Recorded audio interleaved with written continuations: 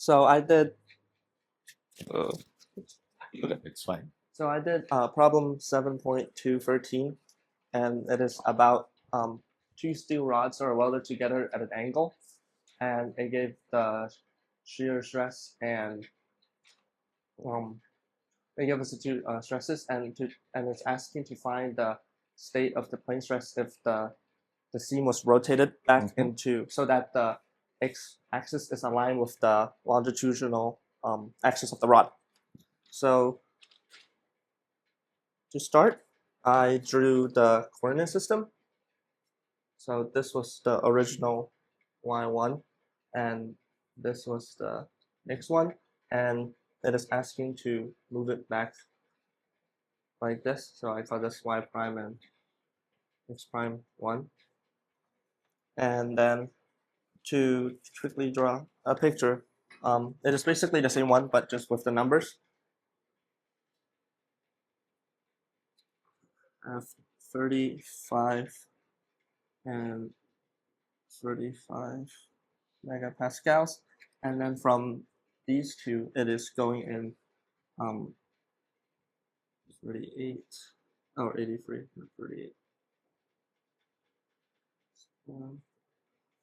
These two.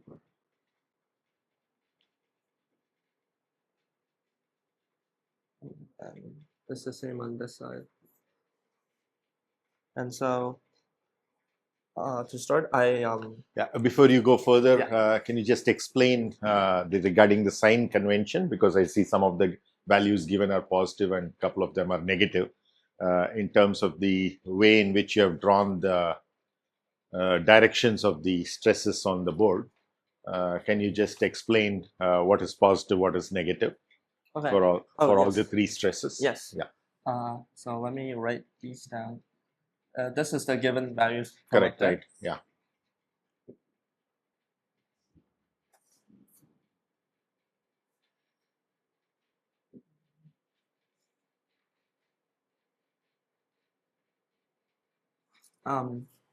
So it is given that sigma x1 is 70 and it is positive. So therefore, for a positive value, it is going to be a tensile force, which is why the arrows are pointing outward.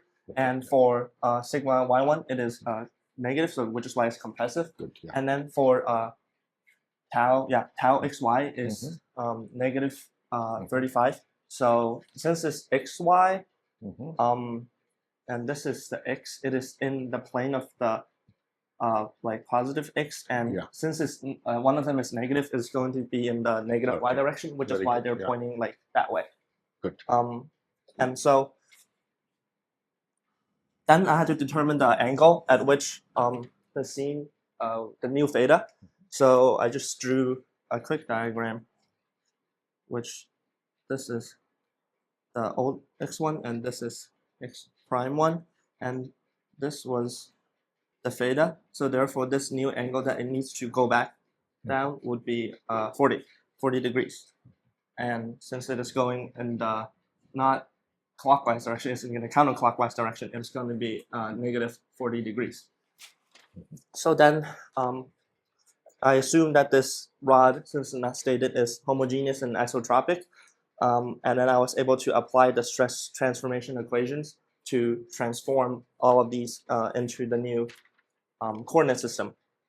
So it is, it was the equation I just looked up, but basically it is, should I write down the equation? Yes. Or just plug it in? You should write down the equation, Oh, sorry. So for sigma xx prime, it is going to be 1/2 of the original sigma xx or sigma x1 plus sigma yy plus 1/2 of the negative version, cosine of 2 theta plus tau of xy sine of 2 theta. And that's for sigma xx prime, and for sigma yy prime, it is very similar. It's just some of the signs were swapped, and it's going to be negative here and here.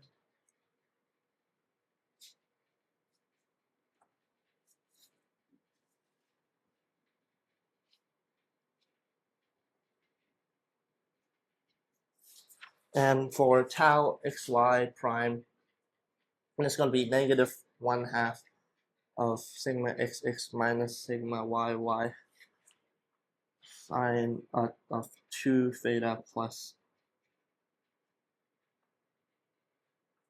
that. So basically, I just plugged in the numbers given and the angle that we found into all the equations, and I was able to get for sigma xx is equal 41.25 megapascals. Sigma y prime is going to be negative 54 megapascal, and for tau xy prime, it is going to be 69.26 megapascals. Okay. And yeah, that's about it. Okay. So now we have also learned other ways of finding the stresses, right? In Yes. different directions. Do you recollect any of the other methods we learned? So one is using this equation, right. which is I believe matrix was one of them. Yeah. On a matrix, Okay. and you Okay. perform a matrix Yeah. transformation. Correct. Right. I don't really remember the exact step by step of how to do Okay. it, but I Okay. do recall we mentioned that these values are in a matrix and we Right. can Right. transform it. Correct. So it's not very different. See, you Yeah. just have on your right hand side Mhm. terms which are dependent on sigma xx, sigma yy, and tau xy. Yeah. So you're just going to put the matrix which is the coefficients of those sigma xx, Mhm. sigma yy, and tau xy into that square matrix. Mhm. And then you're going to have a column matrix which is going to be given by your sigma xx, sigma yy, tau xy. So that's how you get to a different angle. So the coefficients that are there will be functions of your theta because of the cosine theta, 2 thetas, etc. And that's how the multiplication happens. So that method is not very different from what you have already written. You have only written, if you actually multiply those two matrices, whatever you get row by row, because you are, instead of a single matrix equation, you will have three separate equations, which is what you have written. Yeah. So that's the second method. Do you remember a third method? In fact, that's the first method that we learned. I don't recall. It's called the Morse circle. Oh, yeah. There's so can you just draw a Morse circle? We want to see how it works for this particular problem. So you can draw sigma on the x-axis, and downward y-axis you draw a tau. And then for a sigma value, I drew. Now let's just mark these points that you have, like what is given, right? So let's say sigma x1 is given as 70 MPa, right? And sigma y1 is minus 83 MPa. So it's on the same axis, the normal stresses, because x and y are perpendicular to each other, right? So x1, y1 are perpendicular to each other, which means they have 90 degree between them. So on the Morse circle, it will be double of that, which is 180 degree, right? So that's why they are. So minus 83 would be on the other side of the axis, right? Oh, like here? Yeah, because it's negative, right? So you can extend that axis, right? Yeah. So then you also have tau xy, right?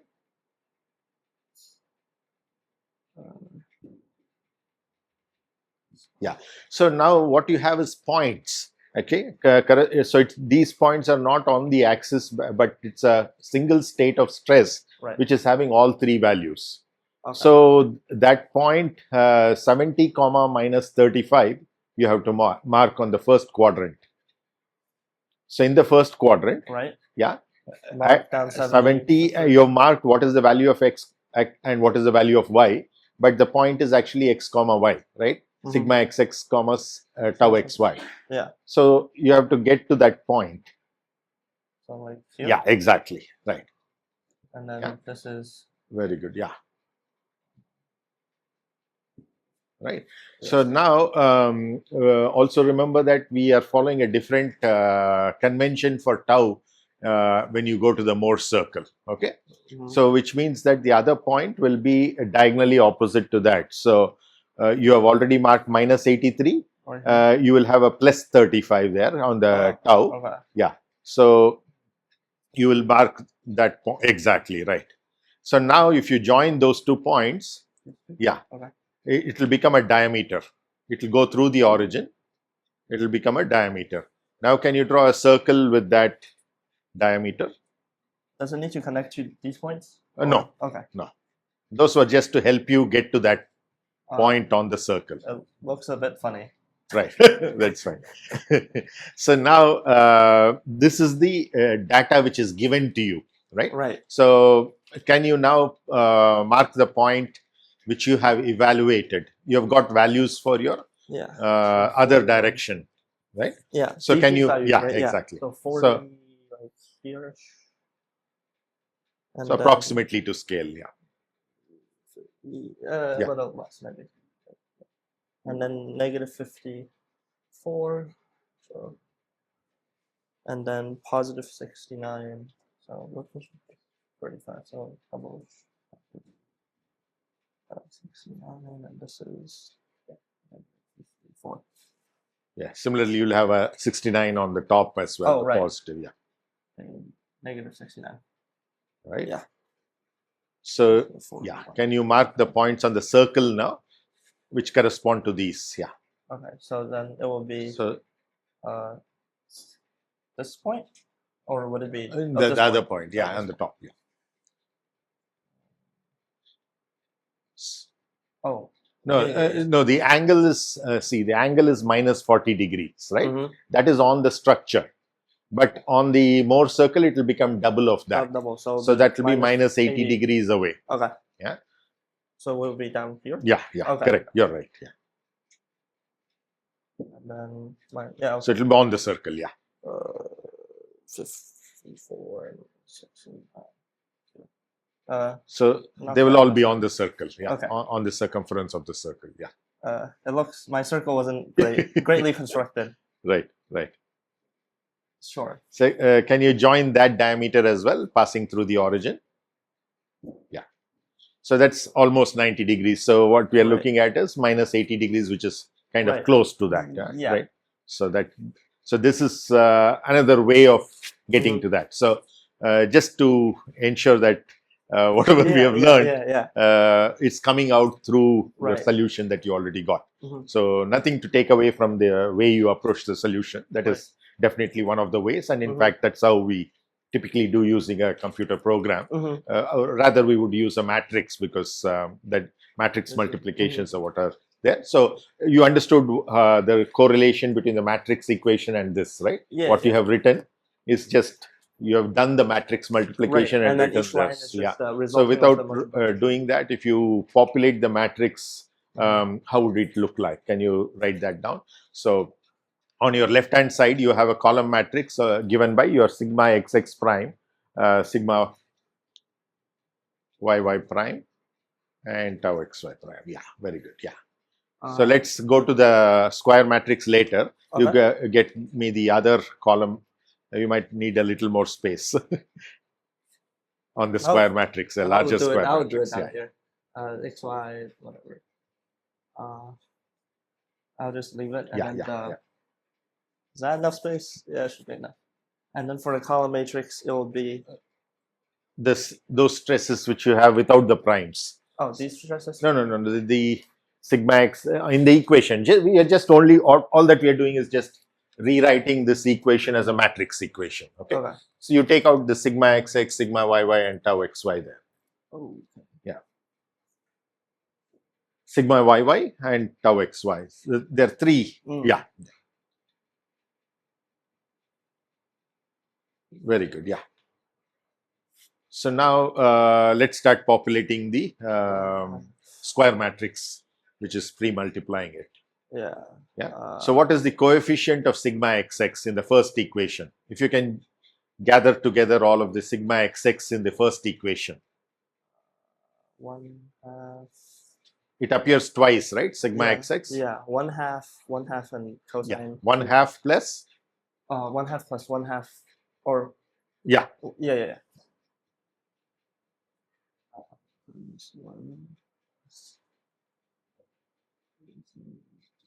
Excellent. Yeah.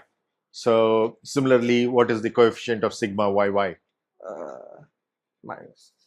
No, okay, you're going column by column. Go ahead. Yeah. So that's also coefficient of sigma xx. I guess I can. Yeah, I ran out of space. Yeah. I see what you're saying. Yeah. You can write that column matrix at the end of the right end of the thing. Yeah.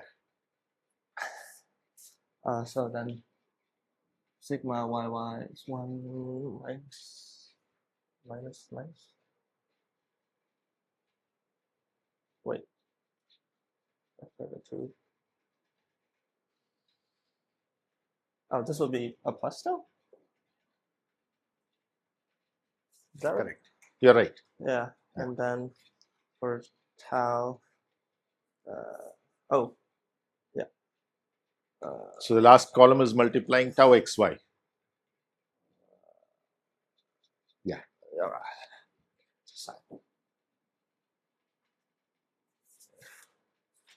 Yeah. Great. And then now do the second one. Yeah. So same thing. Wait, that's minus.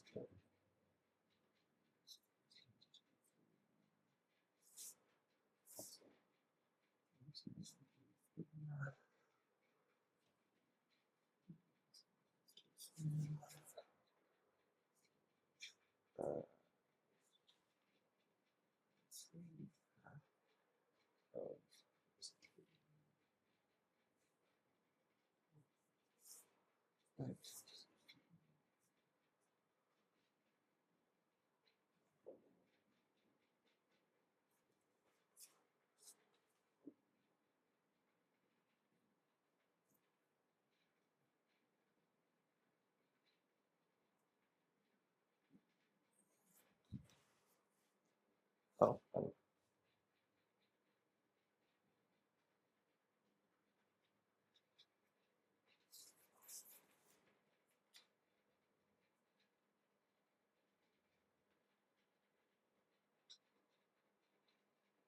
I think that's it. Oh, yeah. Excellent. Good job. We wanted you to be convinced first before we get convinced.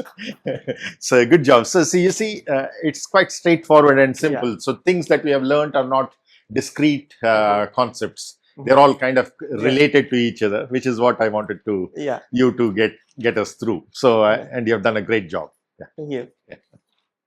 Anybody else had any questions for Billy? Yeah. Yeah. You can take a screenshot of that. Can I erase it? He can take it. Okay.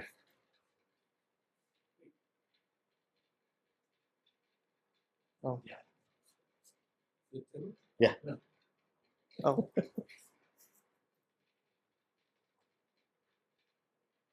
Yeah.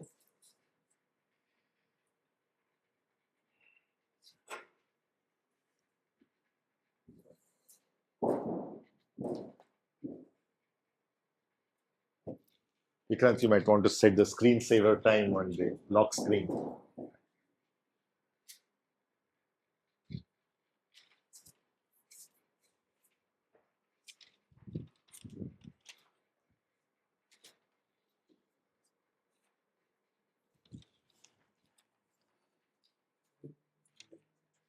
Oh, should I draw? Oh, so.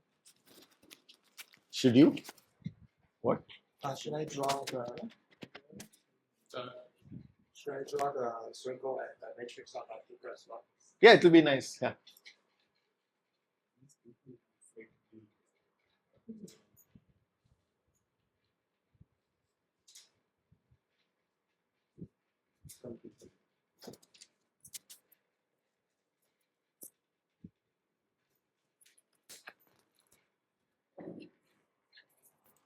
See, both the TA and the students have come formally dressed today.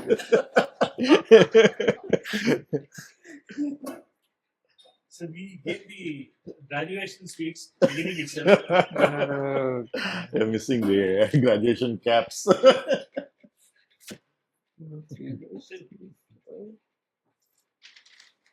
Okay.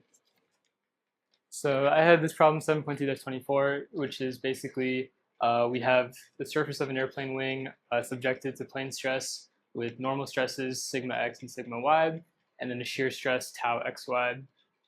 And we want to find, or if we have at a counterclockwise angle of 32 degrees from the x-axis, the normal stress is 29 megapascals in tension, and at an angle of 46 degrees, it's 17 megapascals in compression. So we're given that sigma x is 105 megapascals, and we want to find what is sigma y, and then what is tau xy. So we have that when we're at an angle of, I guess, this is something I was a little confused about. When it says counterclockwise, does it mean we're going this way and we want to find the stress this way? No, it's always on the element after it has been rotated. So you already have along the horizontal direction what is shown there. This is what they've given us. This is 105. Or is that wrong? Let me just read the problem once more. Because I was able to solve it. I was just a little confused on exactly what. It doesn't matter. I mean, it's all relative angles which matter. So how you choose it, which direction you choose for one of them doesn't matter. Yeah. Once you have chosen for one, the others will matter because they are at a certain angle with respect to this. So I would suggest that you choose the horizontal and vertical to start with.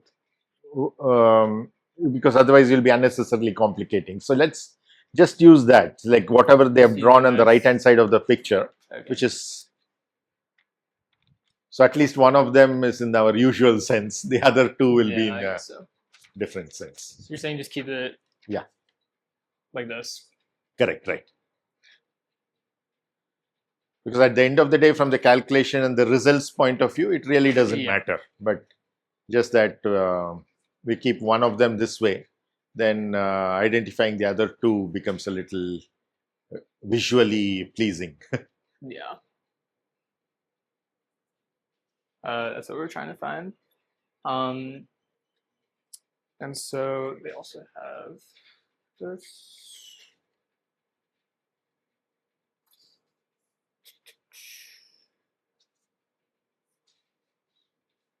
I guess this is where. So only one of the three is given to you. Yeah. Yeah, they're giving us this, and we're trying to find tau xy and sigma y. Okay. And so this is where I was confused. So they give us that at an angle when theta is 32 clockwise. They give us that our sigma is 29 MPa, and so that you might want to give subscripts to it for the sigma. Sigma, they just give us the normal stress is 29. So see, essentially what you're going to do is to turn this element, right? Yeah. So when you turn that element, when you're given without any further classification, it just means it's positive and therefore tensile. So on that new axis. Yeah. So now you have an XY axis. Yes. You can mark that 32 degree on your XY axis to mark a new coordinate there, X prime, Y prime. Yeah. So that would be. So since we have two different situations, we can call this new one as X1, Y1. Okay. Yeah. So this is X1, and then perpendicular to that Y1. Yeah. Y1. So can you mark that angle on that as well? Yeah. Yeah. And they also give us that when theta is 46 degrees. It's equal to in compression. Yes. Okay, and then do you want me to draw out the same thing for 46 seconds? You can mark it on the same picture, There, X2, Y2. Yeah.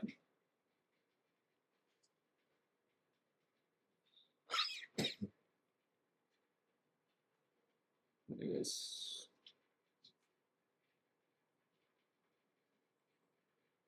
46 degrees. Okay, and so the formula we're using to find these is sigma of, I guess, our angle, so just say theta, is equal to sigma x plus sigma y over 2 plus sigma x minus sigma y over 2 times cosine of 2 theta plus tau xy sine of 2 theta. So we have both of our two unknowns in here and one formula. So what we're going to do is plug both in to get two equations. We're going to have a system of that two equations and then solve it to get our two unknowns. Okay. So plugging in first for 32 degrees, we have that 29 megapascals is equal to 105 megapascals plus sigma y over 2 plus 105 megapascals minus sigma y over 2 times cosine of 2 times 32, which is 64 degrees, plus tau xy sine of 64 degrees. And when we basically solve this out and rearrange it, we get that 0.281 sigma y plus 0.899 tau xy is equal to negative 46.515. So that's our first equation. And then our second equation is going to be just plugging in our values for when theta is 46.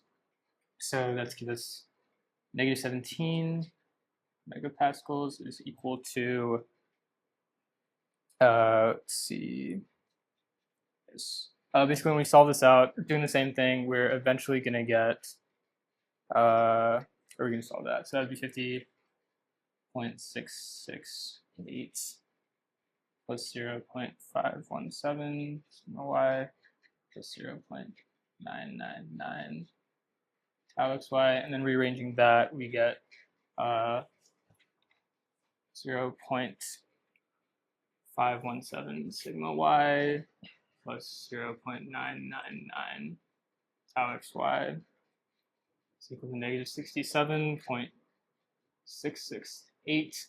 And so we have these two equations, and we're basically just going to solve that. So multiplying this first one by, we're going to want to get rid of tau xy. So we're going to multiply the first one by 0.999 over 0.899 on both sides.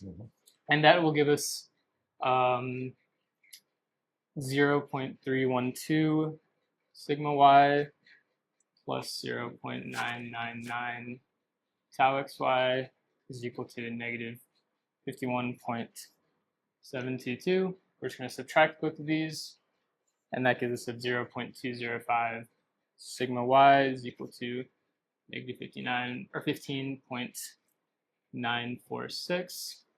And so that gives us that our sigma y is equal to negative 77.7 megapascals. And then now using this, we can solve for tau xy by just plugging back in to our first equation.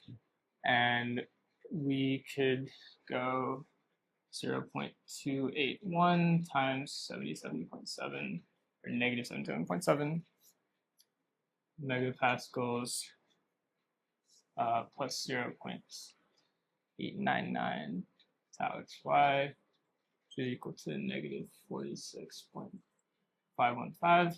And solving that out gives us that tau xy is equal to negative 27.5 megapascals. And the negatives basically tell us for our sigma y, it's telling us that it's in compression, and then our tau xy is just telling us that it's in the downward direction. Okay. So I'd like you to progress in the same way as Billy did.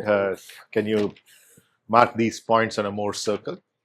Yes. So we have, this is our sigma, this is our tau. Tau downwards, yeah. Tau downwards. Okay. So you'd put the points that we just solved for? Okay.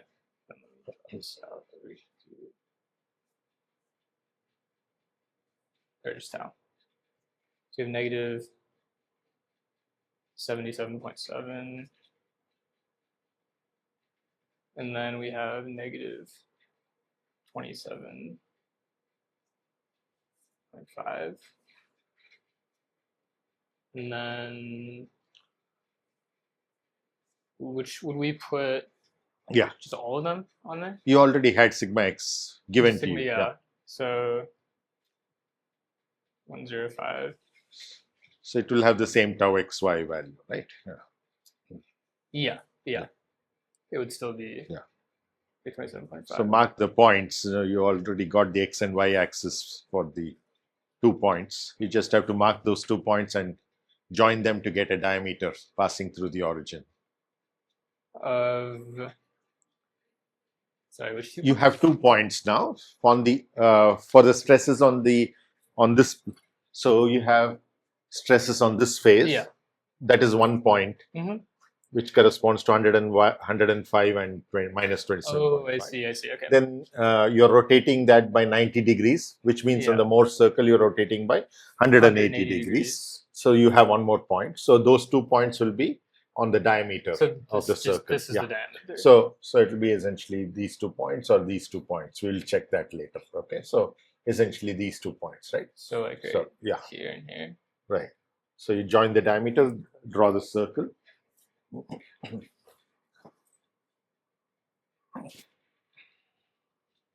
Okay. Yeah. So now can you mark those 2 points for which the data is given, 32 degrees and 46 degrees, right? So you use 2 theta for all of those, right? Yeah, so 2 more diameters we will have for the same circle. I was asking, for like 32, you would go to 64, right? Okay. So here and here. Can you just now check the value what is given there for that angle? It's your sigma x1 is given as 29, right? Yeah. Yeah, so you see that it's smaller than the 105 that you already had. Yeah. So it's moving closer to the origin. So seems okay, right? Yeah. Yeah. And then same thing, 91. So basically like there and there.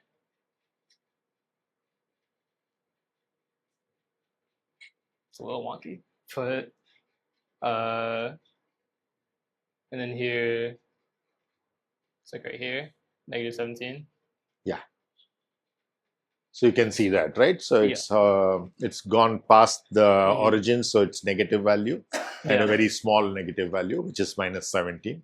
Yeah. So these are kinds of checks that you can do because some of these calculations, sometimes you can miss something and you can get an error because of the calculation.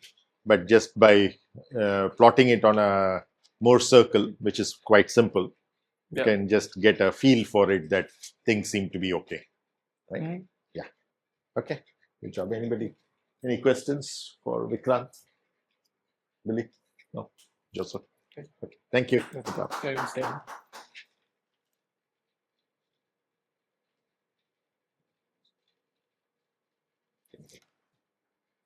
Can you that's important? Yes.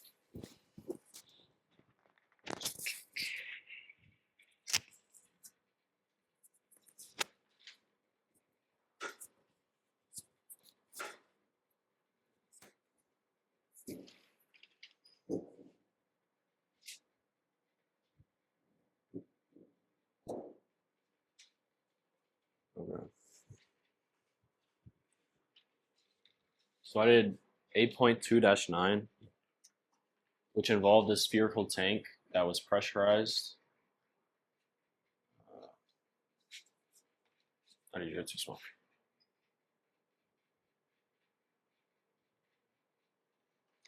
It's pressurized to 17 megapascals of air, and so that's an equal force all throughout the inside. 17 megapascal. And the outer diameter is given as 1.2 meters. The wall thickness is given as 50 millimeters. So the first thing that I had to find out was what is the tensile load per per unit length of the weld that's on the outside. And so in order to find that, I need to, so I figure out what's the internal force first, which is FP. FP is equal to the pressure distributed across the cross-sectional area of the inside, which is pi r squared. But I have to take the inner radius because there's a wall thickness here, and so Ri is equal to 1,200 millimeters, converting the diameter minus twice the diameter That's the times thickness. twice the thickness. Yeah, my bad. Twice the thickness over 2 to give me the inner diameter of 550 millimeters. So plugging these values back in. Because this is asked for per unit length, you divide by the circumference of the weld, which circumference of a circle is just 2 pi r.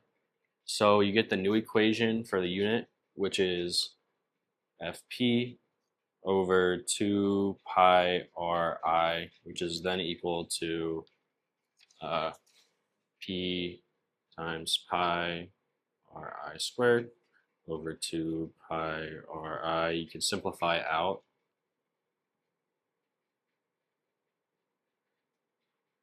Over 2. Plugging the values, so 17 megapascal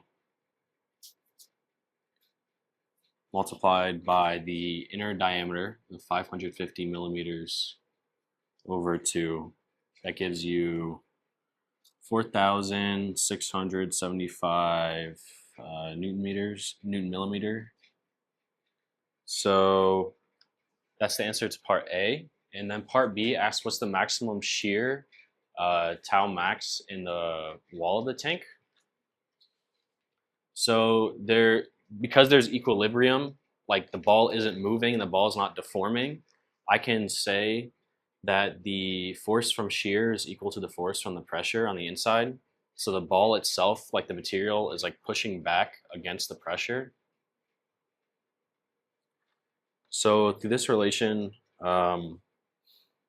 Fs is equal to normal stress multiplied by cross-sectional area times the thickness. So that's my cross-sectional area of this.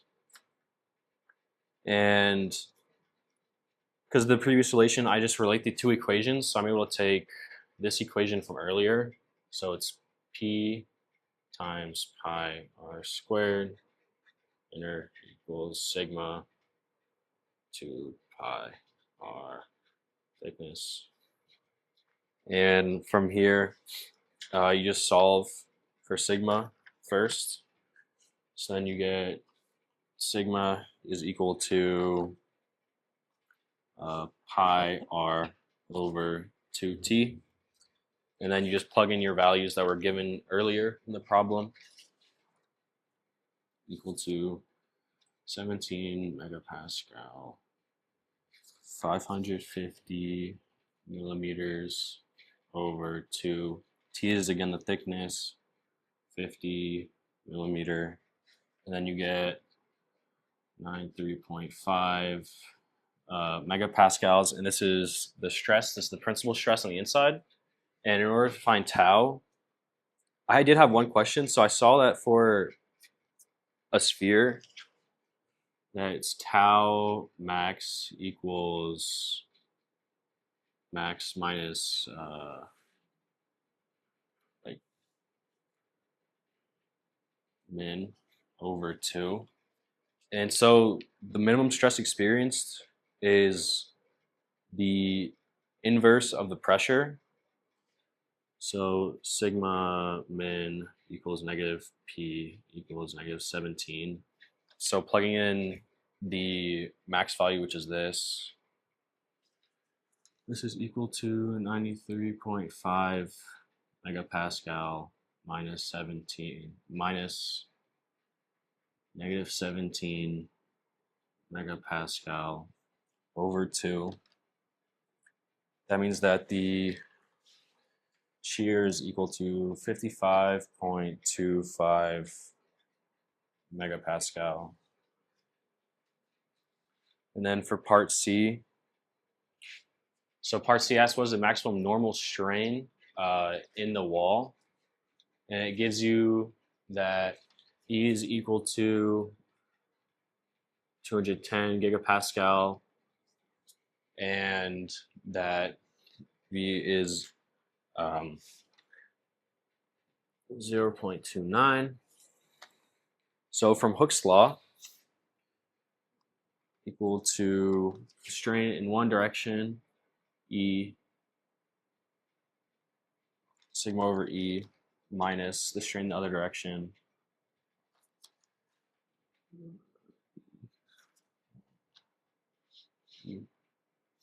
sigma, so that's 1 and that's 2, sigma 1 minus V sigma 2.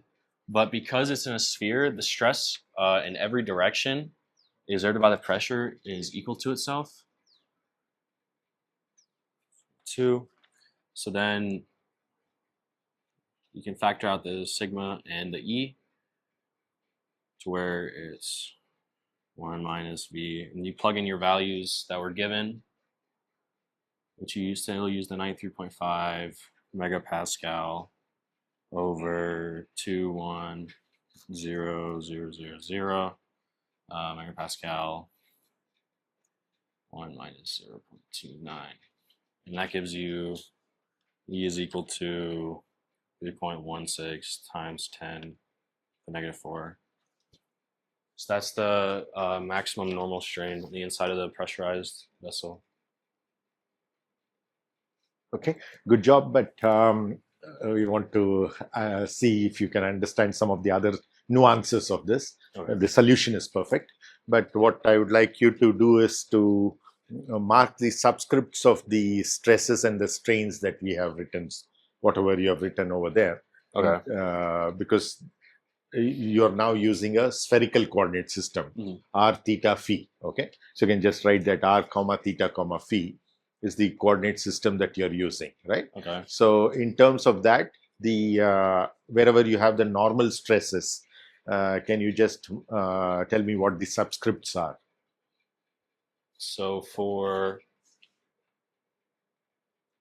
the normal stresses, what will the subscripts be? So the Like wherever you have written sigma. hmm, So I would like you to write the subscript of sigma. okay.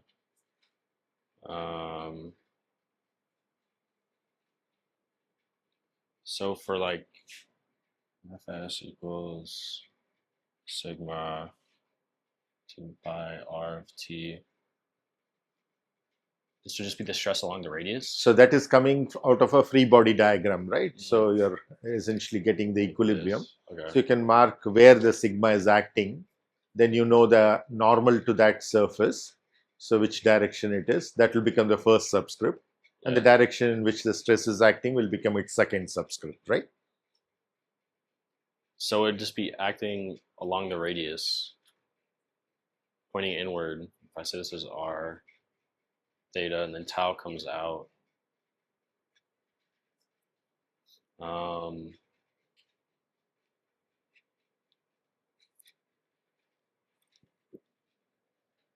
I'm confused.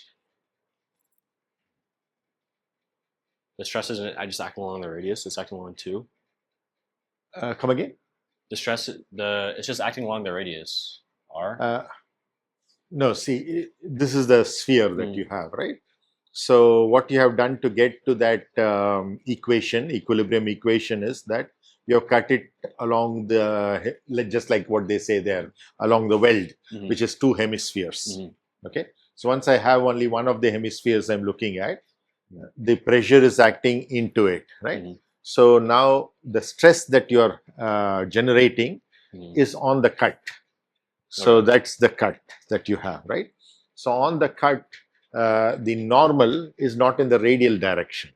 It's along one of those 2 angles. I would say it's along tau because it's pointing outward. So see, if I cut it this way, it's essentially sigma theta theta. If I cut it this way, it is sigma phi phi.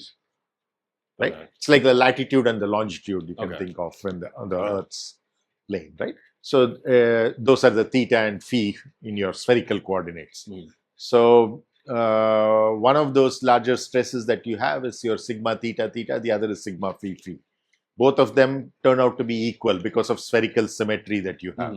Okay. Okay. So you can either use those sigmas as sigma theta theta or sigma phi phi, doesn't Okay. matter. Okay. Okay, depending upon where, Yeah. which direction you have introduced theta and which direction you have introduced your phi.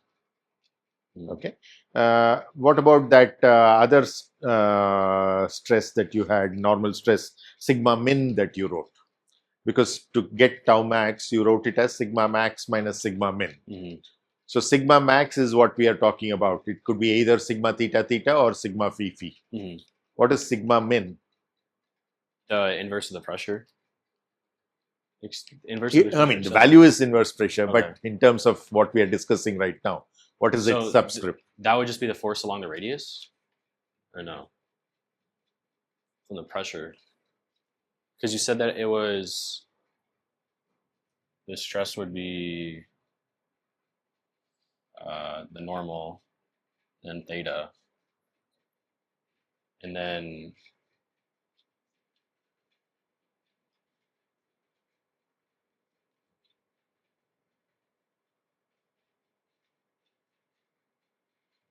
pressure.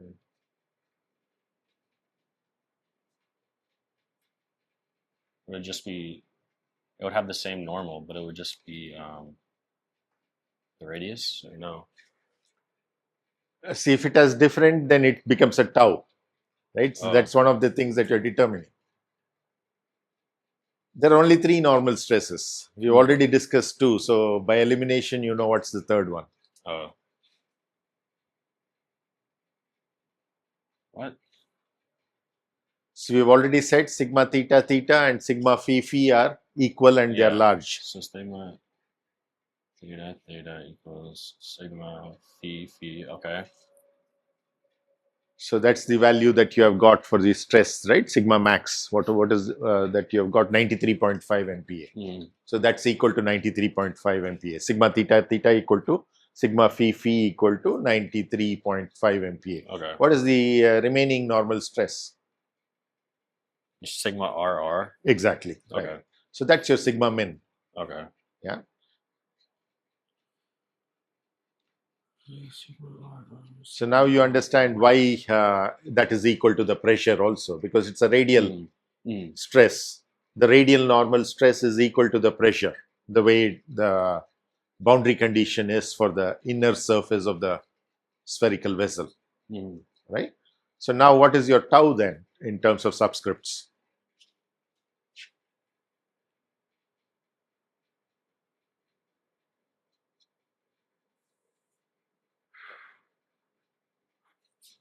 Theta. On which surface is it acting and in which direction? It would be acting it's this way.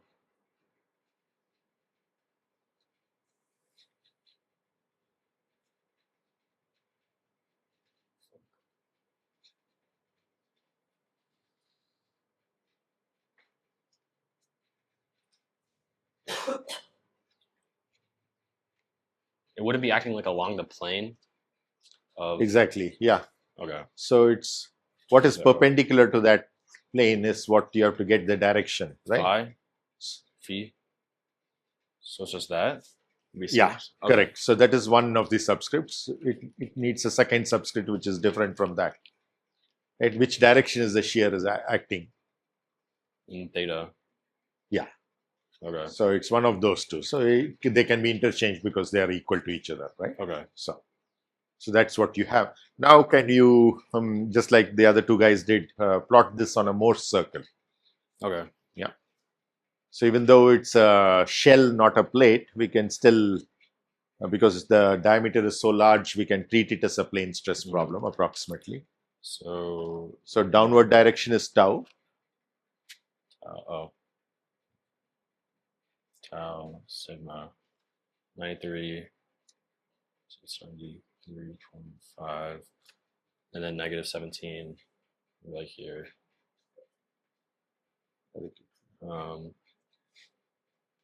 For the rotation, does mine still have a rotation for the diameter? where it comes off the axis to tau at 55. Positive.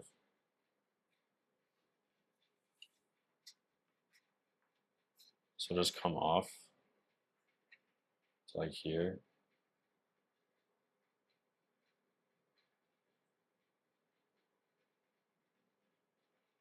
Just like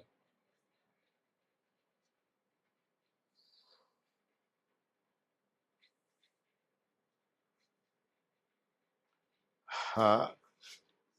Not really. There is a subtle difference between what they had and what you have. You already have the principal material directions. Okay. Because that's where because remember, the principal stresses are also the minimum and maximum. And that's the nomenclature, remember, you wrote when you derived sigma min and sigma max. So already you have a diameter joining those two, which is along the x-axis. Okay. Yeah. So now that you have, yeah. Okay. Now you see why tau max is equal to sigma max minus sigma min divided by 2. Why is it so? Because it just follows the arc. Yeah, because sigma max minus sigma min for the circle is the what of the circle? Is the center. So when you subtract sigma min from sigma max, for the Mohr circle, what do you get? What aspect of the Mohr circle do you get? You get its diameter, right? So diameter divided by 2 is its radius. So that's what you have as the maximum shear stresses. Okay. Right? So which is what you already calculated. Okay.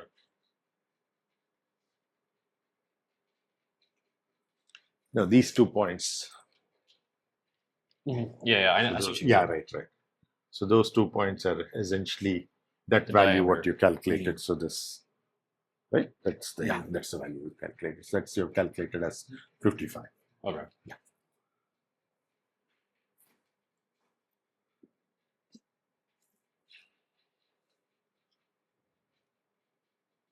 Okay.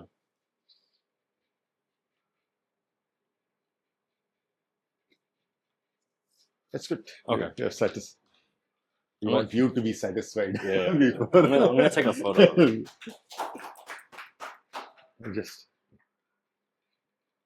anybody any questions? We had a question for him.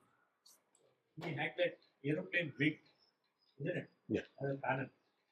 At what circumstances do you think can it have such kind of stresses? Okay.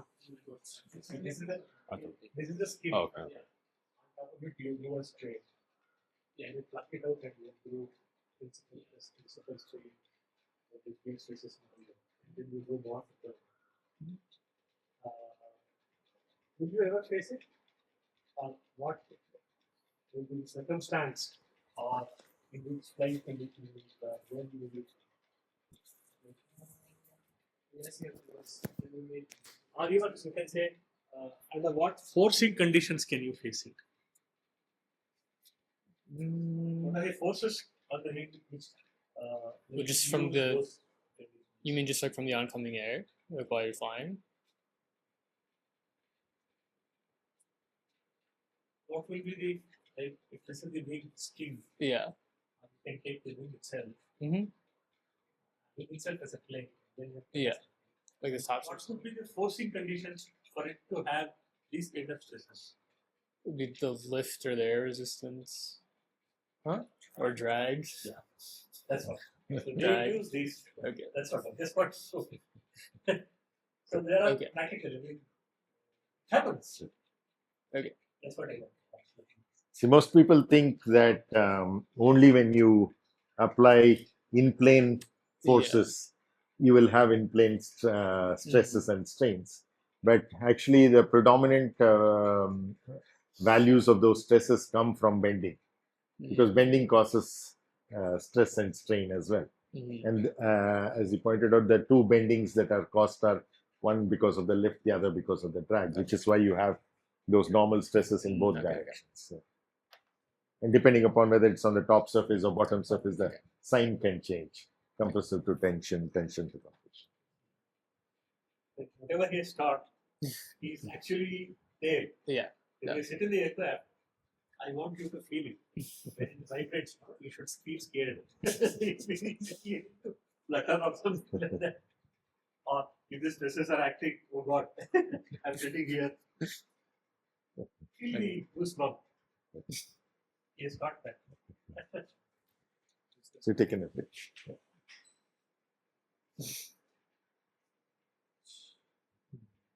Yes, yes. Here's the thanks. Yeah.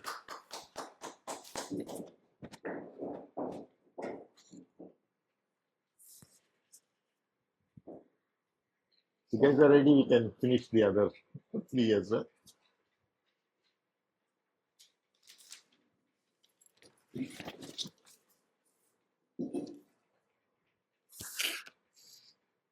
You might just say.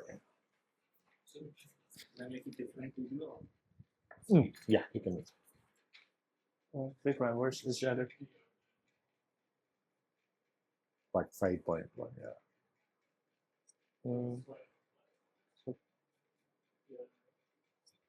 This one? It's up to next. Ah.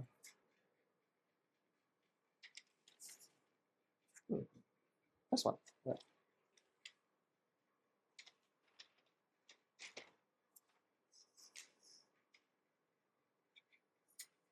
Okay, yeah.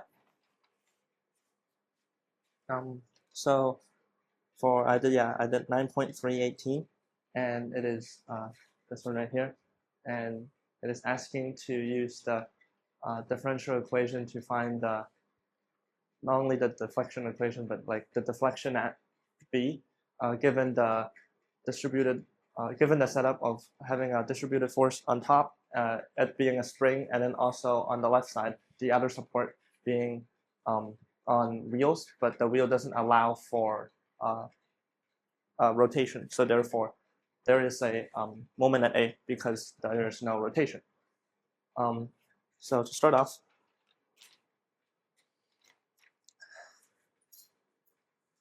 stated this is positive, and such. This will be positive as well.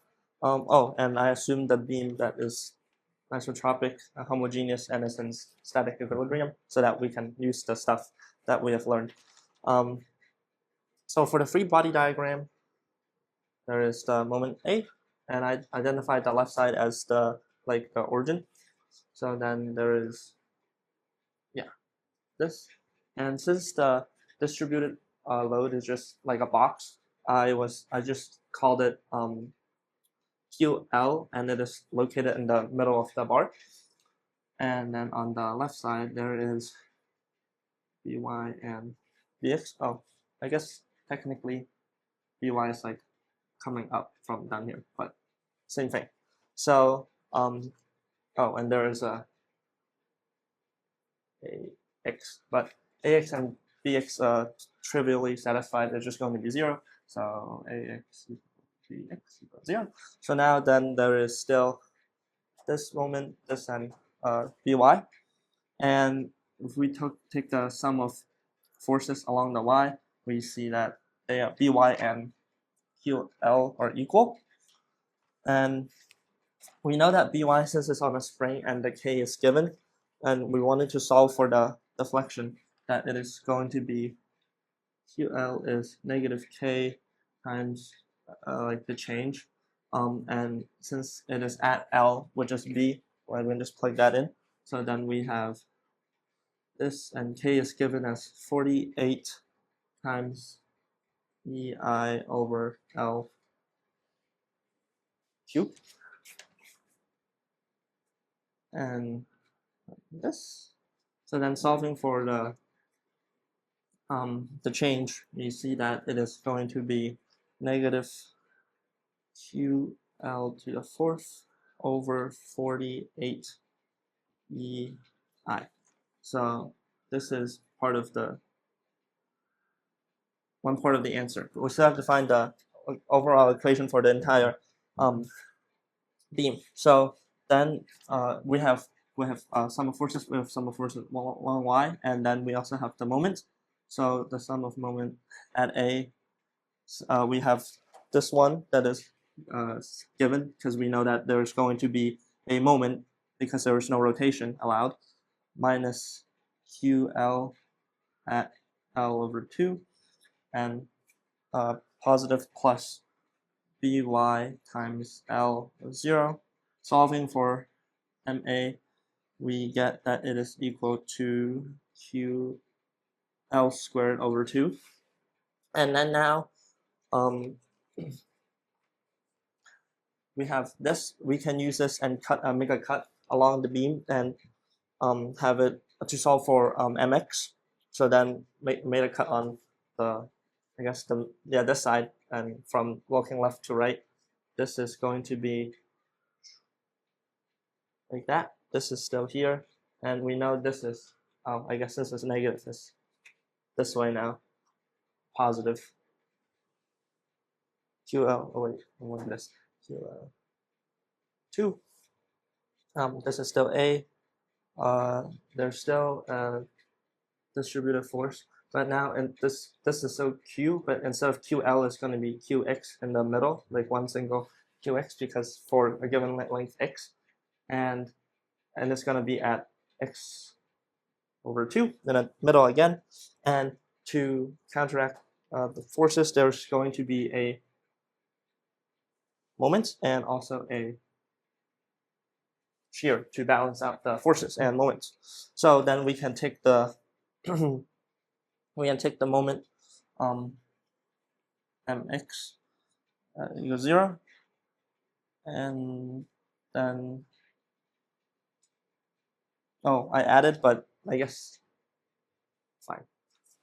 Ma and then plus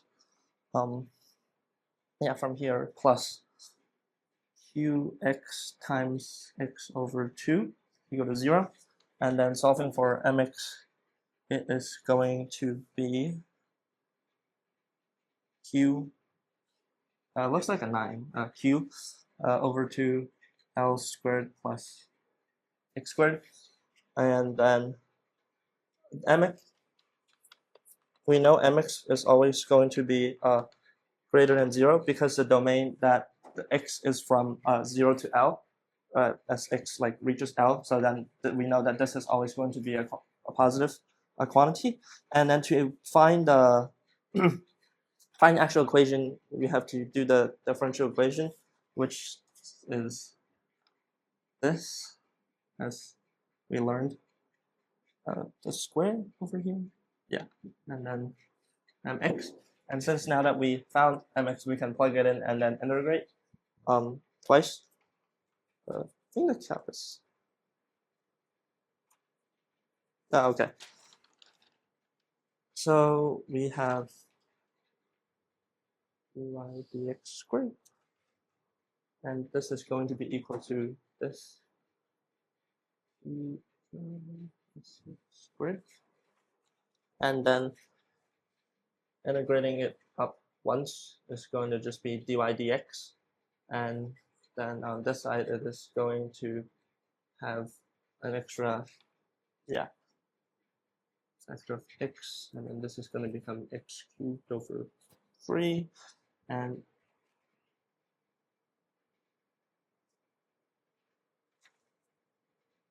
I might have made a mistake on the side, because wait a minute, sine ma negative. Let's just about sign convention. Yeah, wait, not negative. So wait, this is already negative. Move it as positive. This is positive. So negative. It's good. And then this is going to become positive. Oh, so this is a negative. Yeah. Sorry. The equation before that as well. Immediately before. Yeah. This one? What you have just above that equation? This? No. Immediately above. This one? Yeah. So that's where you got this from. So you have to change the sign there as well. First equation, mx. Yeah. The first equation. You write equation. Exactly. You understand, right? So how did we define the sign Yeah. convention? When you have a cup, it's creating a cup that can hold water. Right. You're essentially saying it's positive. Positive. And when it's Clockwise. it can't hold the water, Yeah. so it's negative. So you just see the direction in which Q is acting, it's downward. Right. Q is acting downward. Mhm. So it's going to bend it in such a way that it's going to be an inverted cup. Mhm. So it's going to be like this. This Right. is the Q. Mhm. So that Q is going to push it down, right? Right. So the more you go away from the Joint. fixed Yeah. end, it's going to push it more further and further. Mhm. So essentially the bent shape is Mhm. going to be like this, which is like an inverted cup. Mhm. So which is not going to hold water. So it's Right. essentially negative. Negative. On the Okay. other hand, you have on the left hand side, Mhm. you already incorporated that negative sign there. So Mhm. that's fine. So that's fine. So Okay. that's how you get them. Another way to test this is if you go to the right end to get to the boundary condition. What do you have on the right hand? You have only a translational spring. You don't have a rotational spring, Right. right? Yeah. So translational spring can give you only a vertical reaction, which is what is written there, RB. Yeah. It cannot give you an MB. Like Mhm. what you have on the left hand side, you have an MA. Yeah. Right hand side, you cannot have an MB because it's neither fixed nor is there a torsional Yeah. spring. Okay. So which means that you have to check when I substitute x equal to L, am I getting zero moment? So you go to your moment expression here. So if you substitute x equal to L, what will you get? 0. Zero. So that's Okay. another way of verifying it. I see. Whereas once you had plus, it would have become 2L squared times Mhm. Q, which will be QL squared. It is not possible with a translational spring Yeah. to generate a moment. Okay. Okay, so these are things that some of the basic aspects, if you remember, because these calculations sometimes are so involved that you are prone to making some mistake here or there in terms of signs, etc. So if you know how to check some of these aspects, it becomes easier for you to go back and correct it. Yeah. Okay. Easier saying that it's correct in terms of deflection. Just check. This one. Yeah. Just whichever way you have expressed positive and negative. Delta L is the spirit compression, right? That is the deflection. So it's positive or negative? Oh, I see. I guess I said since this is positive, it's deflecting negatively, so it's being compressed. No, what you have is right because you have put your y upwards. Yeah, right. Yeah. So your this is upward. deflection Yeah, downwards is It's going to negative. be negative on the spring. Yeah. Yeah. So the So spring it is going to correct. compress. Yeah. Now you have said that as negative. Yeah. You should maintain that. Well, somewhere it will change the time. Oh, sorry. Yeah. Okay. So this is a negative. And this is also a negative. And there's going to be a plus C1. And then since it's said somewhere that it does not have like any rotation, like this is going to stay fixed. Yeah. So then the slope is going to be 0, and this is what dx dy is. So then we can say, since we know dx dy is 0 at x equals 0, because a doesn't support rotation, the slope must also be 0. So then we plug in like 0 for everything. So then we have 0 minus 0 and 0 on this side. So then C1 is equal to 0. So then we can carry on and integrate one more time. And now this becomes x. And then q x squared over 2 minus x to the 4th 12. And then there's going to be a plus C2. And then to find C2, since we already know what x is at L, we can plug this in and then plug in L at L for x to solve for C2. that's one of kind of the like Yeah. boundary condition, and we can integrate it back or like implement it back in. So then we have this is negative, yeah, QL to the 4 over 48.5 equals Q L to the 4th. This is 4 minus L4 over 24. And then we can divide the EI, and this gives us 40. There's a Q in the second term also on the right hand side. Yeah. Here? Wait, sorry, what were you saying? Yeah, that was missing. Yeah. Oh, You yeah. have not put Oh, it yeah, I there. did not. Yeah, okay, thank you. And this will be 4.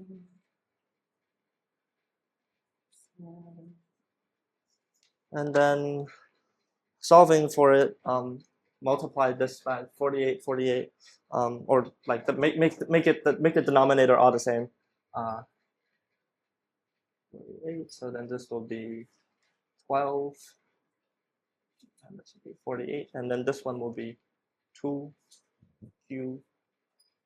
and this will be 48. So then moving everything, we get C2 equals 11 plus 2, so 11 QL4 48. So then now we have C2. We can, oh, it's negative because it's on the side. Now we can plug it back in for EI YX. That's going to be equal to squared 4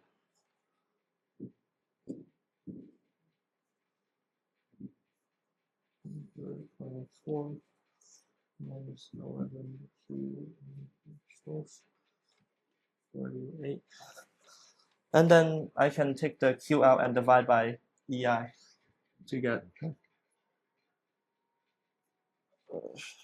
yeah, multiplied by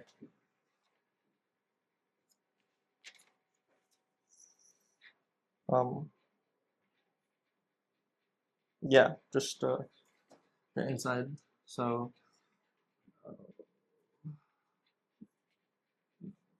minus 24 minus wait.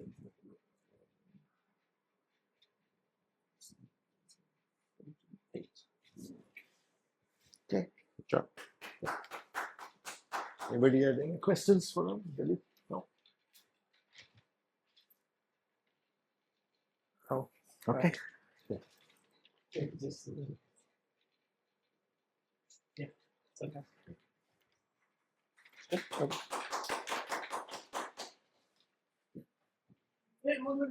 Oh. Oh, You already took it, right? oh. That's good? Yeah. Okay.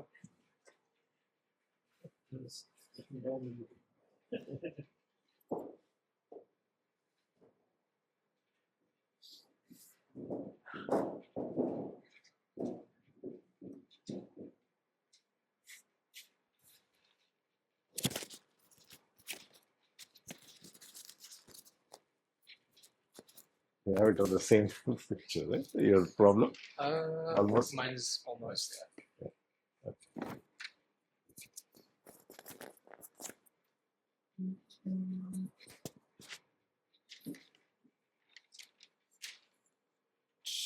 Okay, so I had problem 9.3-20. So we want to derive the equations for the deflection curve of this cantilever beam AB. We have this uniform load of intensity Q over this length of A. So we also want to determine the deflection delta at point B at the end of the beam. So the first thing I did, or we can just draw this beam out real quick.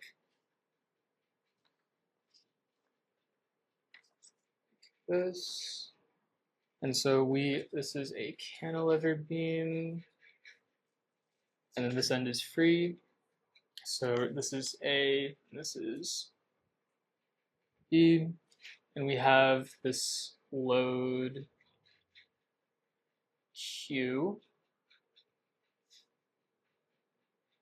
and this is over a length of A, and then the rest of the beam, the length of B. So the length of the beam is A plus B, and then our axes, positive X, positive Y, and then call this positive for our moments. So basically we want to solve for our equation of deflection. So basically we want to find like a V1, a V2, and then also our delta B. And so the first thing I did was made a cut in the beam. So we're going to have a cut at, we're going to have 0 is less than or equal to X, which is less than or equal to A. So we have still some part of Q, but this is not just Q, this is Q of A minus X. And so the equation we're going to use is just our EI d squared V over dx squared is equal to the moment. And so this is, linear elastic. It's a 1D beam. We're assuming static equilibrium. And so our moment here is going to be, so we're going to have E I d squared V over dx squared. And our moment is going to be negative because we're going, our moment's into the page. So negative that force Q times A minus X times the times centroid, since it's just even and linear, it's going to be times the length, which is A minus X over 2. And that's just equal to negative Q over 2 times A minus X squared. And now we're going to take the integral twice so that we can get our V1. So this is actually d squared V1. So when we take the integral once, we get E. Look at the, can you draw a free body diagram of what you're getting the bending moment for? So you're cutting it, see there are two ways of cutting this beam. Yeah. One is within that A. So yeah, I made a cut, yeah. like, I guess you could say. Where the, yeah, so that's what you're doing right now. Yeah, and that's so when you're doing that, what would be the bending moment there, which is what you should have on your right hand side. Can you draw the free body diagram of the portion that you have cut? You mean like this Yeah, side? this portion, yeah. So we have. That's not a free body diagram. Or well, there. So you have this cut. So what are all the loads that are acting on it? So we have this distributed load. I'll just show as a point load. Correct. So you have, you have calculated the moment because of that. But that's not the only thing that is acting on that free body diagram. There's one more thing that is there. Saying gravity?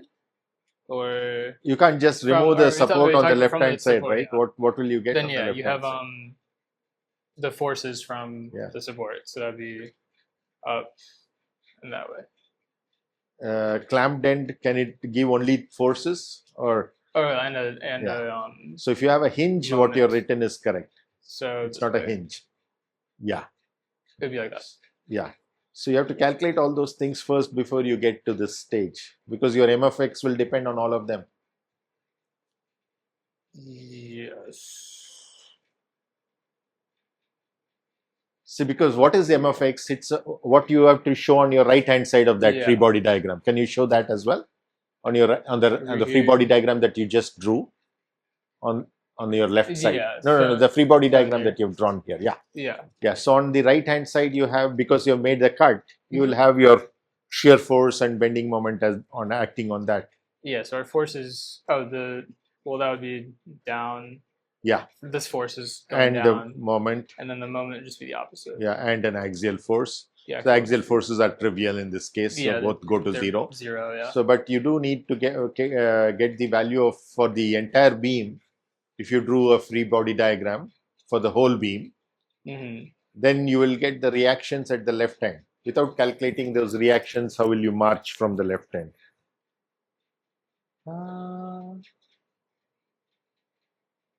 Well, when I make this cut here, wouldn't this moment just be from this load? See, this has to be under equilibrium, right?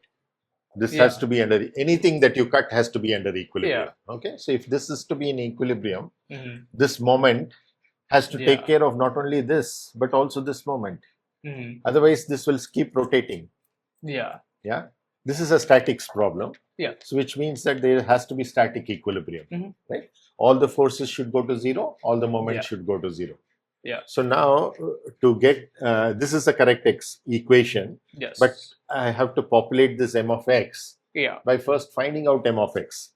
And to Mhm. find m of x, I have to go even one step further before that and find the reactions. So I have a cantilever beam over here. I need those reactions, because without knowing the value of this moment, I will not be able to get the value of this moment. What you're drawn here, you can just write m of x, Yeah. right? So that it's that m of x that has to come here. Yes. So if I have to find that m of x, I have to get to the equilibrium of this, moment equilibrium Yes. of this. To get the moment equilibrium of this, I should know all other things that are acting on it. Mhm. Without that, I cannot get to m of x. Mhm. To get to those quantities on the left end, first I have to draw the free body diagram of the entire beam, Mhm. put my QL by 2, QL at Mhm. L by A by 2, sorry, A, it is acting over an A. So Yeah. this total force is QA. Yeah. That QA is acting at this location. Yeah. So that has to be balanced by that moment. So it is Yes. QA times A by 2. That is the value of this moment. Yes. So that will get added up to this m of x. Mhm. So many steps are missing before you get to this, which is why this is wrong. So this right hand side is wrong, mainly because you have not done all those steps. If you have done all those steps, then you can get to the correct right hand side here. Okay. I guess You have only part of the right hand side. Only due Okay. to this, you have got. So you're balancing only When- this when you- moment due to I guess this. my question would be, when you make that cut, Yeah. aren't you only dealing with that load at that point on the right hand So you're essentially doing the free body diagram from this side? side. For the right side. Okay, so then yeah. So if you're doing it from this side, then it is right. That's So what then I you was- don't need to Yeah, find the that's, reaction. That's what I was. Okay, so then your x is defined from which My location? X is defined from from the support, Okay, and so that's from 0 to A of okay, this load. So it's not like defined at a set point, I guess, per se. okay. And then we're Okay. making that cut and then dealing with only the right hand side. So then we Okay. don't have to worry about the support. The reactions. You The don't need to reactions find there. the reactions. Because they're only Okay, declared good job. as Yeah, Q yeah, with yeah. the Okay, so this is the right end.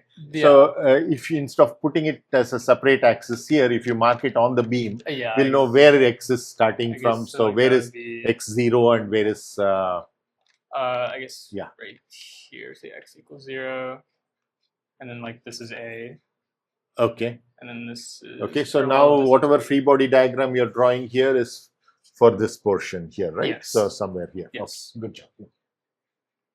Okay, so then we're going to take the integral of this twice to get, we're solving for V1. So we have dv over dx.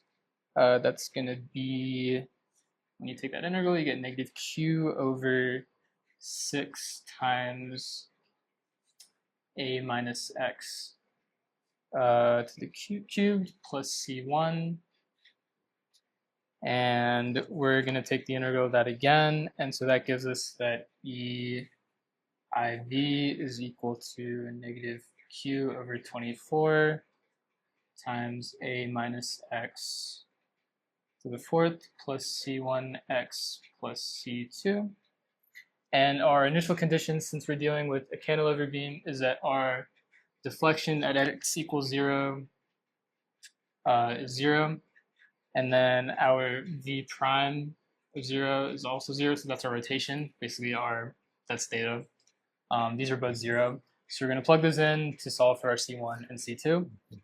And I guess I can skip a little bit. When we do that, we get that E I V1, or sorry, this is V1 is equal to negative Q over 24 times A minus X to the fourth minus QA cubed over 6 over 6x plus QA to the fourth over 24. And when we rearrange this, we get that V1 is equal to negative Q x squared over 24 EI times 6a squared minus 4ax plus x squared. And so now we're going to do the same thing, but we're going to make a different cut. This time we're going to have a is less than or equal to x, which is less than or equal to L, and L being entire length of the beam. So that's going to be, instead of, so yeah, technically I was dealing with this side, but I just chose to solve on the other side. So now we're actually dealing with, it would be from like here to here. So with this being A and this being A plus B. And so now we don't have the load on here. And so I guess on this free body diagram, would there just be nothing? Come again? Would there just be nothing? Yeah, because it you're cutting it after x greater than A, right? Yeah. So there's no load that is acting. Because it's free yeah, exactly. on the other end. So there's literally just nothing. No, but you still have to draw the free body diagram and show that they're going to zero. Yeah. Yeah. So because when you cut, as soon as you cut, you're introducing forces on that for the moment, bending moment, and the shear force. Yeah. So okay, and just that they are zeros. So we would still have like, because you're not cutting only at A, you're cutting anywhere from between A to B. Yeah. Which is a distance L minus X that you're having now. Okay, so would you like just draw all these, but they would all be exactly they would all be zero. Right.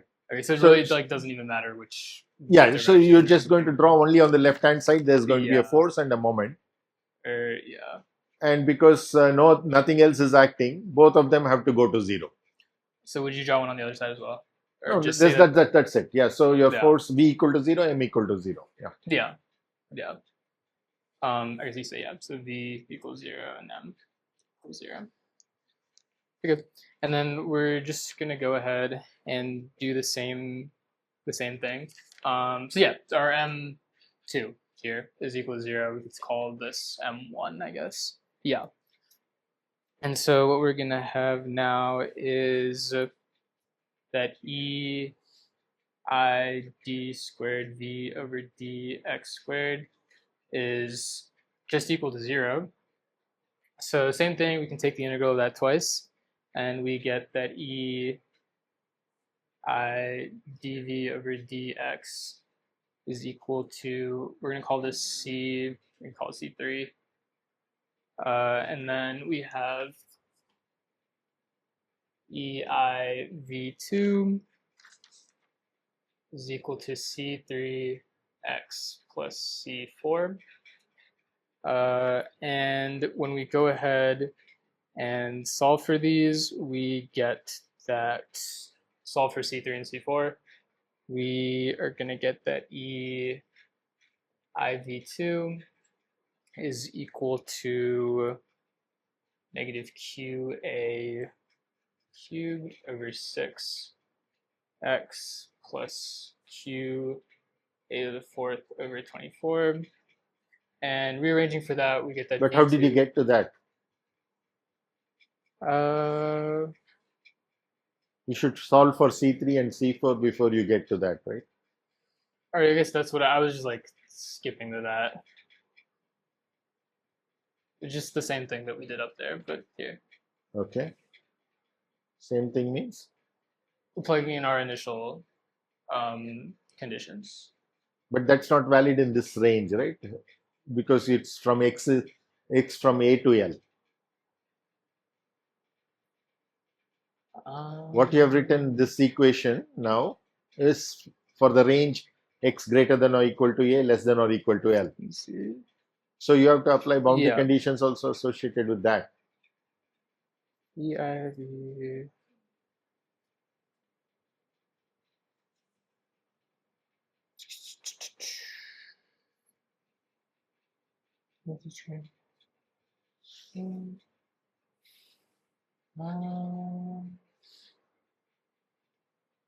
What did I do?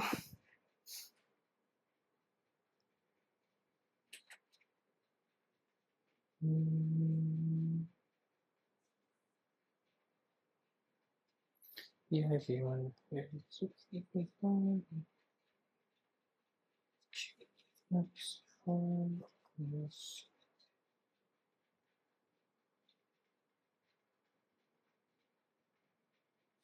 Prime of A QA.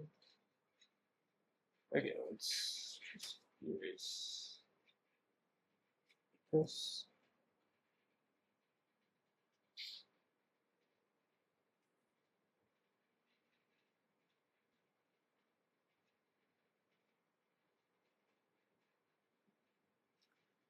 Okay, so we have that.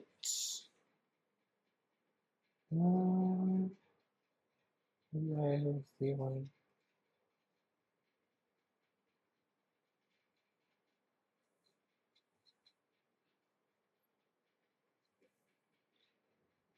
Okay. I don't think he's able to get the activity that he has to apply boundary conditions. Yeah, it's the same thing when you went from here to here. Right? Yeah. See, when you went from here to here, you're supposed to calculate C1 and C2. Yeah. Okay, for which you gave these conditions here. Mhm. So these are the conditions using which you calculate C1 and C2, but you Just trying skipped to those see steps what I and then you got to did. this. Yeah. But in this case, you have not even given this. Yeah, I'm trying to see what I did. If I did it wrong. Yeah, V1 prime.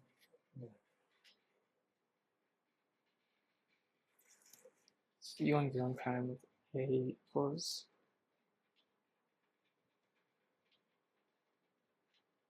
Negative. Oh. Okay, I see what I did. I just don't know if it's valid. I took EIV1 prime of A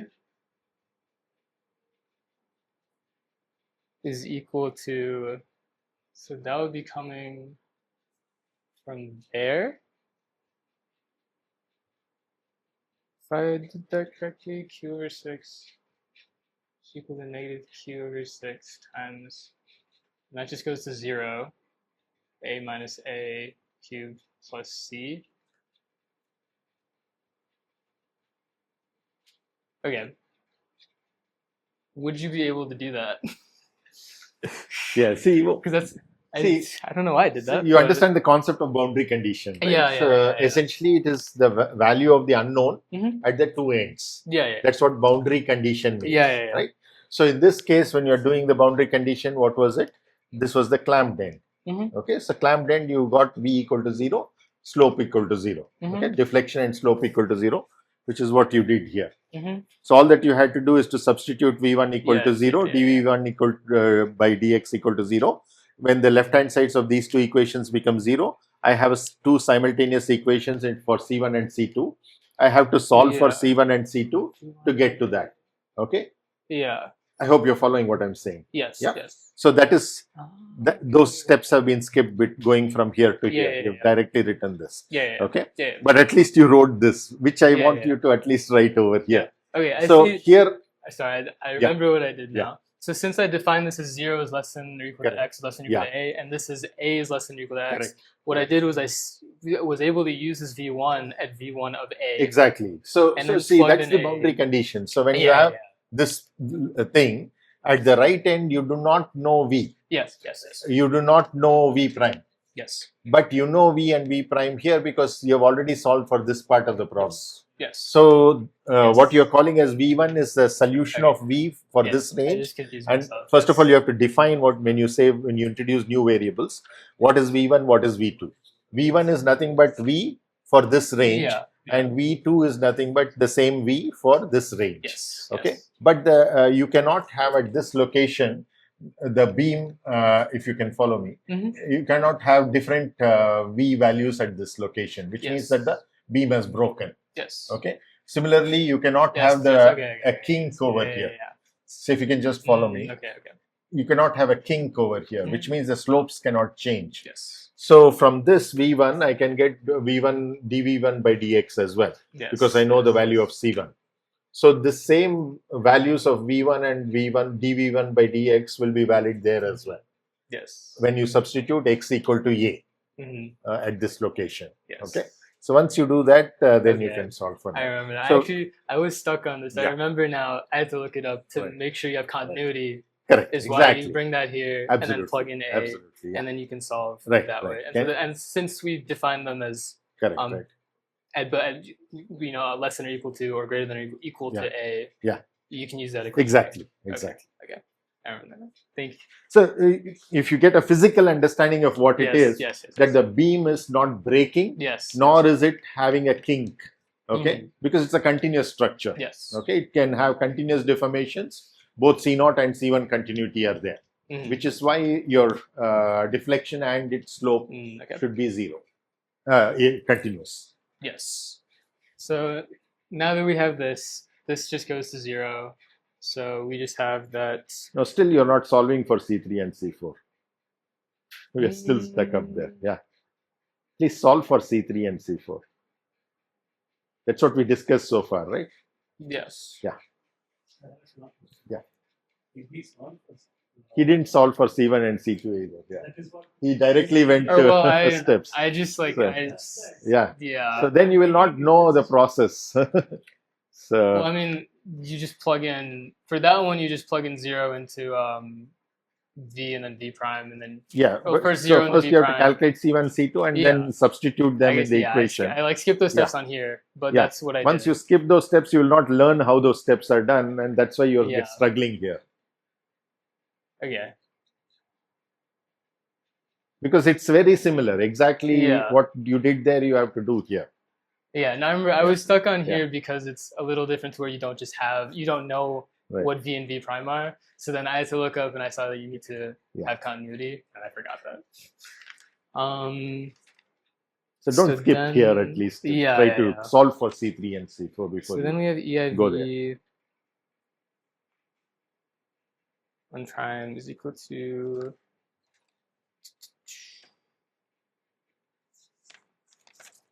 You can erase that whole line. Yeah. yeah. You just want to solve for C3 and C4 now. So to do that, what I did was I took our equation up there, that EI V1, which is only applicable at A for V2. Mhm. So V1 at A, or we first define C3, we found V1 prime at A. And that is equal to, we have, so that's just coming from up there, Q over 6 times A minus X cubed minus, and then we found C1 over there was Q A cubed over 6. And so now we have the See, when you have a constant on the left-hand side, you cannot have a function on the right-hand side. The boundary conditions are applied at x equal this to was a. I was sorry, I was just writing down the equation first and Okay, then plugging okay. it in. Or so I guess I could do that right now. So this would just be A. So we have E IV1 prime of A is just equal to negative QA cubed over 6.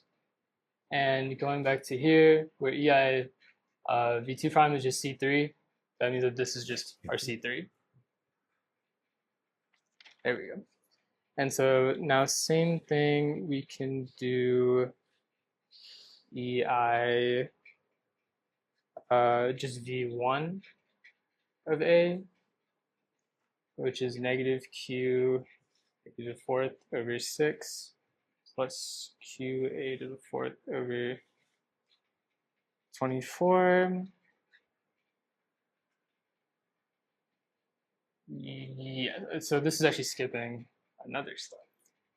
So this is skipping that we plug in negative Q over 24 times A minus A to the fourth minus QA third over 6 plus QA to the fourth over 24.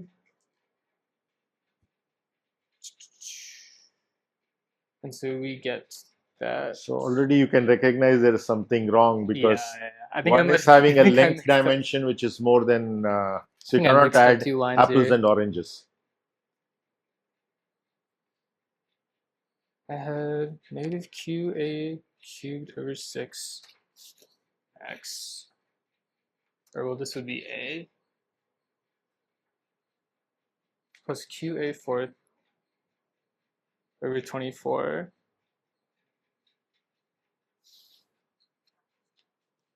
Yeah, so then this just turns into Q A to the fourth.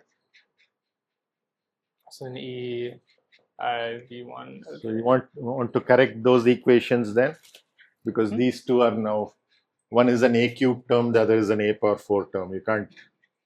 So this x is okay, what so you what have I did, to substitute. What there, I did here was, so this x have, is what you had substituted yeah, there. so right? this is times A. Yeah, is what I did. Good. Okay. EIV1 of A is equal to, so now we're going back to this equation. I believe, if I screwed that up. There's a plus after the bracketed A there. Last term.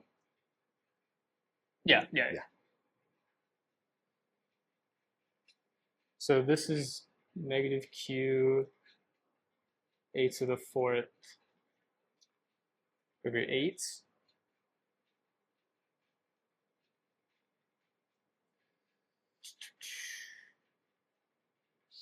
Yes. There's Q A to the fourth over C4. Okay, so now we have this, we can put this on this side and then plug in C3 into here. So we have negative Q A to the fourth over 8 is equal to our C3, negative Q A to the third over 6. That is, we're going to plug in A for X plus C4. And so that gives us that C4 is equal to negative, or just Q A to the fourth over 24. So now we have that E I V2 is equal to negative Q A to the third over X. Q A to the third, not over X. Negative Q A to the third 6 times X plus Q A to the fourth over 24. And this, when we rearrange this, we get that V2 of X is equal to negative Q A to the third over 24 EI times 4x minus A. And so that's our V2. And then finally, to solve for our delta V, we're finding so deflection, or delta V, delta at B. So we're just going to plug in our length of L, which is A plus B.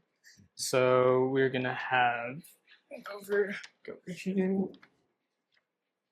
You have E I delta B is equal to, so we're plugging into this equation, so negative QA cubed over 6 times X, and in this case our X is A plus B, plus q a to the 4th over 24. And now it's just doing some algebra or rearranging, and we eventually get that delta b is equal to negative q a to the cube times 3a plus 4b over 24. And one thing, did you want this like in terms of L or just A's and B's is fine? It's okay. A and B is fine. And this negative basically just means that this is going downward. So that's our delta V, that's our V1, and then our V2 is right here. Okay, yeah, so I got stuck on the continuity That's concept. okay. Yeah. So the final answers are not as important as the procedure. Yeah. The process is much more important. So I just wanted to make sure that you were following it, okay? Which you seem to be. Yeah. You want to do it now or after lunch? Yeah. Firstly, Yeah. Yeah. he has not yet understood how to apply computation.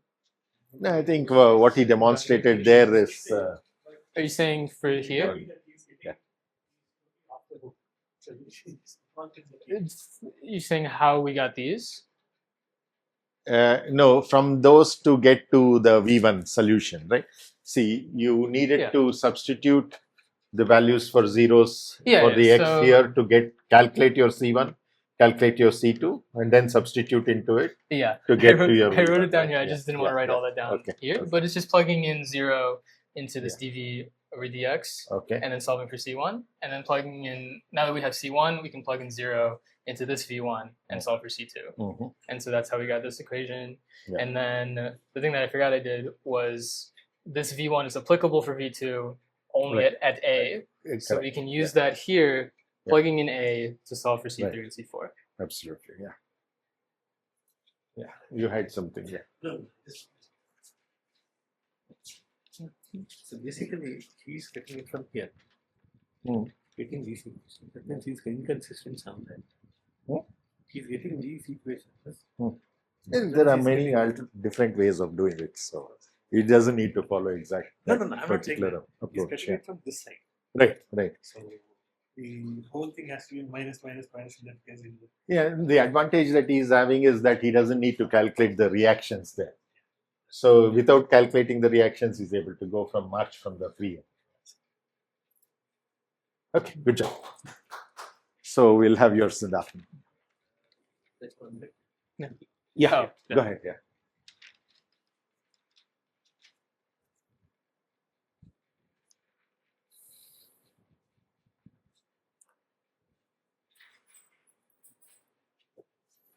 .2-14, and it's a 2-bar linkage. And pretty much a force is being applied at the top, and you want to see the 2 different buckle modes based on like the force. It's kind of hard to see because it's blurry, but you have like the rotational springs here and here, and then you have a translational spring at the bottom. Points B and D have rollers. The B one is in the vertical direction, so it restricts the horizontal movement, and then D restricts the vertical movement, but it's going in the horizontal direction. So I start off with free body diagrams of A, B, C. A, B, C is its own rigid body with a total length of L, and then the hinge lies at L2. So it's this. You have a force downward P. You have a rotational force, a moment from the rotational spring at point C, which is BR1, I believe. BR1. And then you have a reaction force from the hinge at point B, which I just labeled RB. And I'm just defining my axis. Okay, and then you have the second free body diagram for the next rigid body, which is CD. Let's go from here down to the bottom. So you have the torsional spring at the bottom, which I labeled MD. There's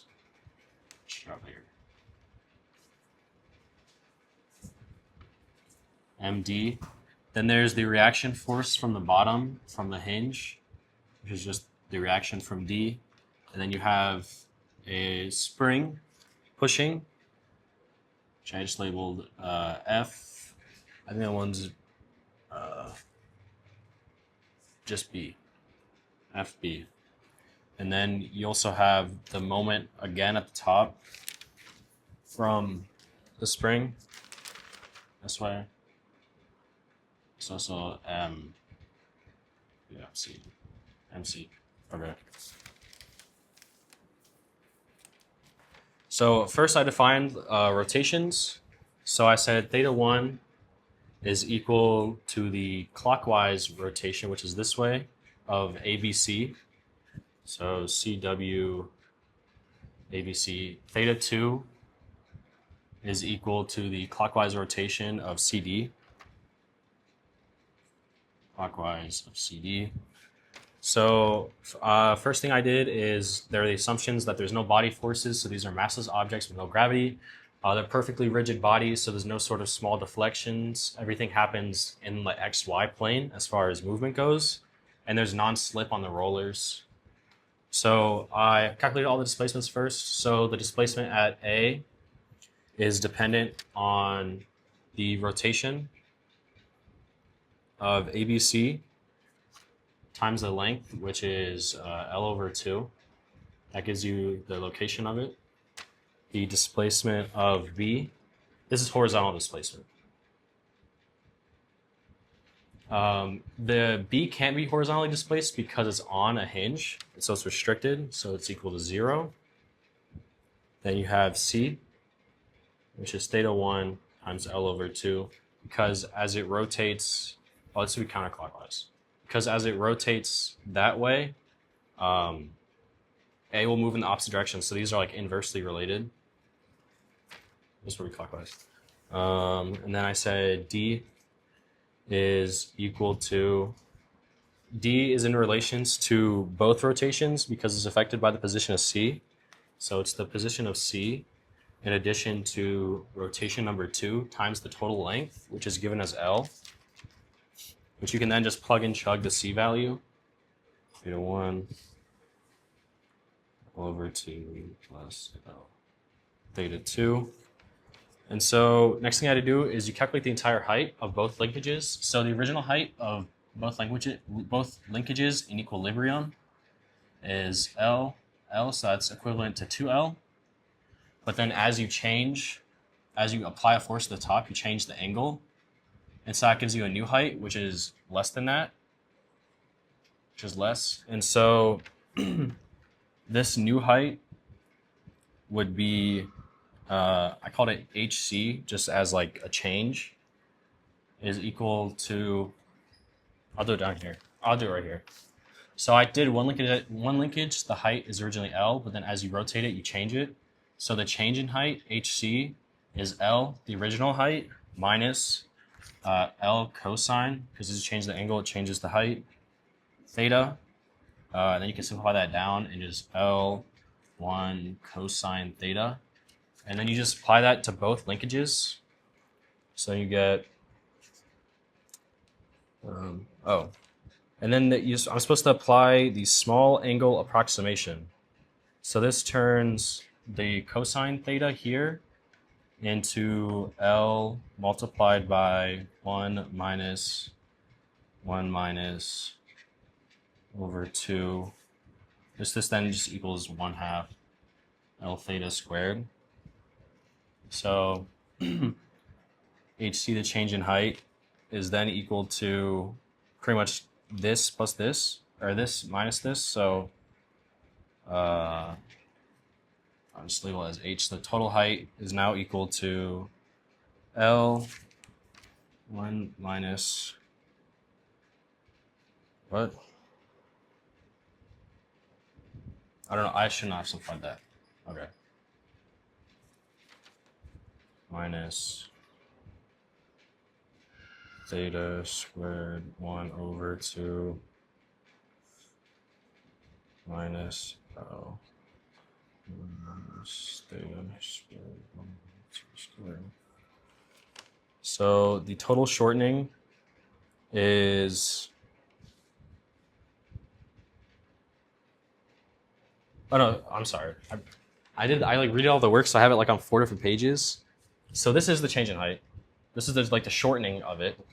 And this is my like original height. So this is like the height right now, or like height if you change. Okay. So now height shortening is equal to 2L minus H. Okay. And so then you do 2L minus H, which this just equals out to, after you plug this in, you get 1/2 L theta squared plus L1 theta, or theta, L theta 1 squared plus 1/2 L theta 2 squared. So this is the total shortening of the beam as it goes through like the changes in buckling. So I did an energy relation using work. So first thing, I used the relation that potential energy equals U, which is my spring strain minus the total work done. So first thing I had to do was calculate the strain from each spring. So the strain energy is, so I started with U equals 1/2 B R1 theta squared minus theta 1 squared. So this comes from the rotational spring at point C. And then you have the next spring, which is the rotational spring at point D. R2 theta 2 squared. Then you have the final translational spring that's also at point D, which is 1/2. And then this strain is not dependent on angle, it's dependent on off the displacement that's given. And then we're given the relation in the equation, R1 equals R2 equals L squared. So once you apply this relation to the equation, you're able to start simplifying it out. And I also plugged in the value for D that I previously stated, which is this. And so I'm going to skip all that work and I'll just write down my final simplification. So you get U is equal to 1/2 B L squared 5/4 theta squared 1 theta 2 plus 3 squared 2. So this is the strain energy of the springs, and now I can apply the work relation. So work is equal to P times my total shortening, which I said was HC, which is listed there, and P is the force that was being applied downward at point A. And this is equal to 1/2, and you just simply multiply NP. So P L theta squared 1 plus 1/2 PL theta squared 2. And then you apply this current relation that I stated earlier with the work energy relation. And so PE is equal to 1/2 L squared 5/4 theta squared minus 1 theta 2 plus 3 squared minus 1/2 PL theta squared minus 2 squared.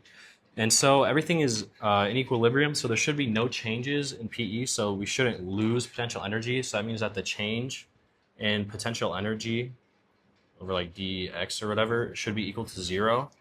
And so I find the derivative of it in relation to theta 1 and in relation to theta 2.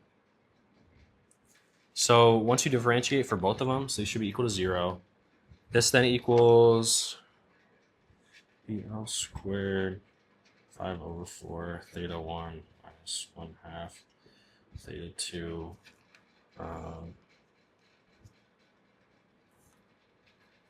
minus PL theta 1 equal to 0. This is BL squared plus P squared. Okay, and then in order to solve for the theta values, theta 1 and theta 2 being equal to 0, you need to put these system equations into a matrix.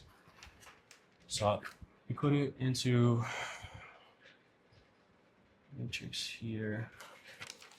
So you have 5 over 4 PL squared minus PL negative 1/2 PL squared negative 1/2 squared 3 PL squared minus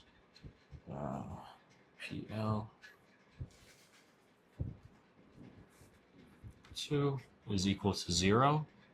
And you're able to simplify this down. So if you divide the entire system by BL squared, you get rid of these terms.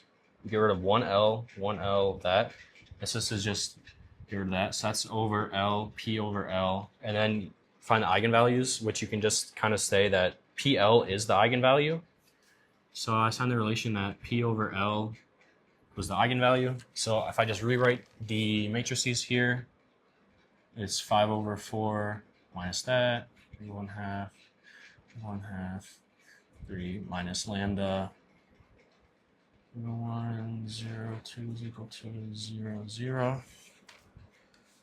So you take the determinant of this matrix, so you take determinant of it, you end up with the equation squared minus 4.25 theta plus 3.5 equals 0. You apply the quadratic equation in order to solve the quadratic formula, which is on this paper.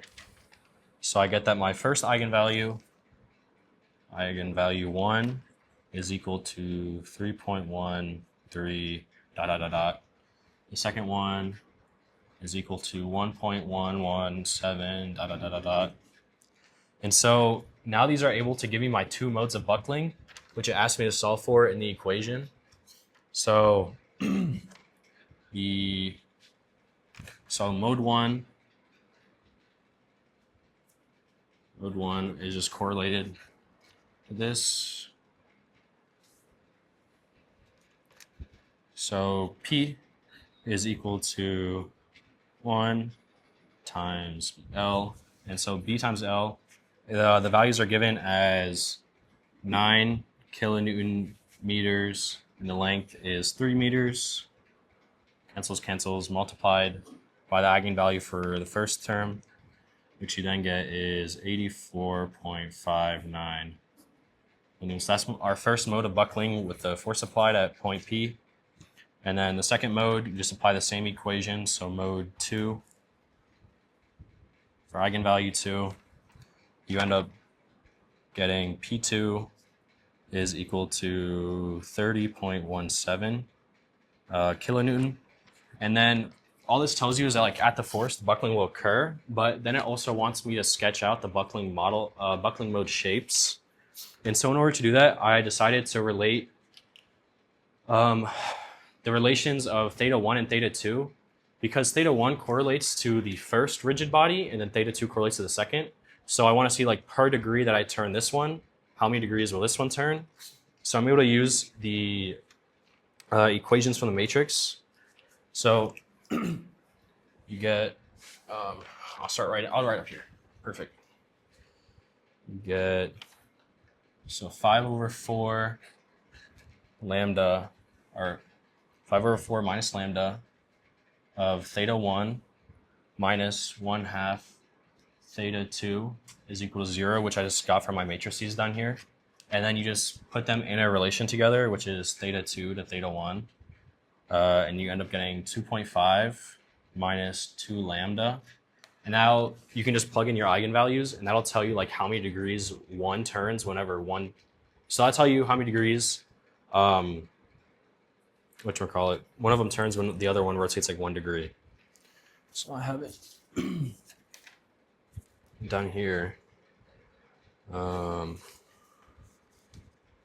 So once you plug in the values for mode 1, so per change, so theta 2 per 1 theta 1. So that means like for every 1 degree of rotation of the first segment, how many degrees of rotation do you get in the second segment? Plugging in the equations, you end up getting the value is equal to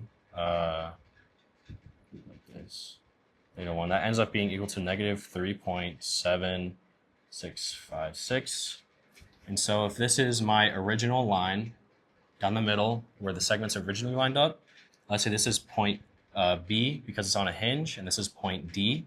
How would that look? So point A will move off to the left-hand side. Point C will move to the right-hand side. And then point D will end up moving out along this plane over here. A, B, C, D. And then this to be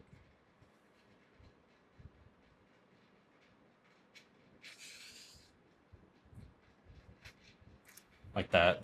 And then you have a stretched out spring and stuff. And then now you have mode 2, which is this correlating to the second eigenvalue. Mode 2, which once you plug that in, you get 0.2656. So this is the original line down the middle. This is point B. You get something like this. And then it'll keep going this way, like that. This is B.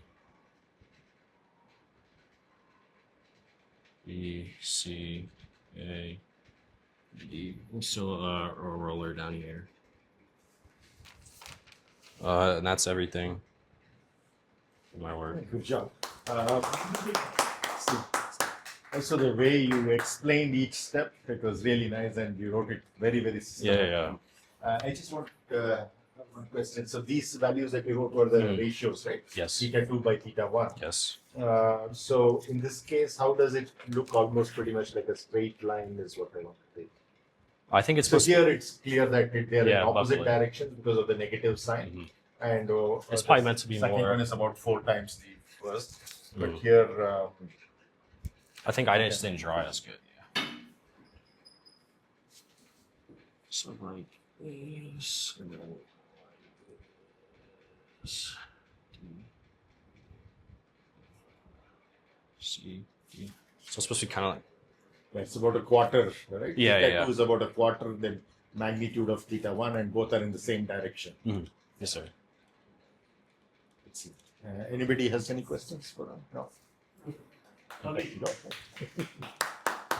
Fantastic. I did it last night, but I tried to solve it Yeah. with relation based off the displacement of like C and D, but I got it like completely wrong, so I had to like redo it. Okay. Yeah. I got really lucky because one of the things I wanted to cover, if you remember in my slides, Was the was buckle. energy methods, and I'm glad you covered up for Yeah. me. Methodical work. Yeah. Good work. Very Thank you. Yeah. Yes.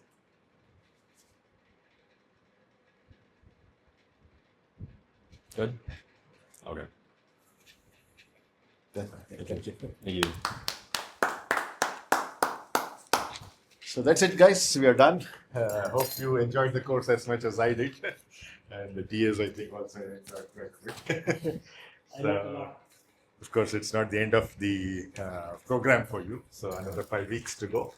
Have a good time. And I will probably join in some time towards the end of the program. So we meet, take all of your feedback and see how we can improvise upon this program for future batches. Okay.